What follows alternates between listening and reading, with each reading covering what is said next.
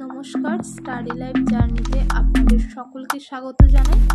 আশা করি আপনারা সকলে ভালো আছেন। আজকের আলোচ্য বিষয় স্বামী বিবেকানন্দের একটি সুন্দর ব্যাখ্যা।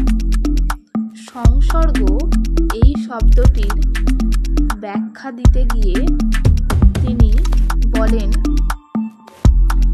আকাশ থেকে বৃষ্টির ফোঁটা যদি পরিষ্কার হাতের ওপর পড়ে সেটি পান করার যথেষ্ট উপযুক্ত, কিন্তু সেই জলের ফোঁটাটি যখন নর্দমার উপর পড়ে সেই জলের ফোঁটাটি পা ধোয়ারও যোগ্য হয় না।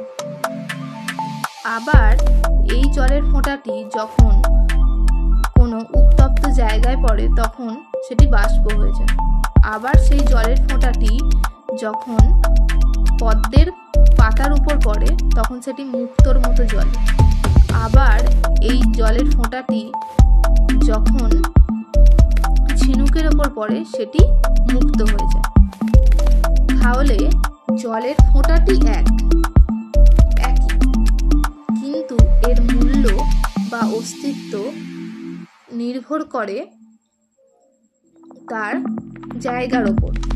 তেমনি আমাদের সমাজে বিভিন্ন ধরনের মানুষ রয়েছে,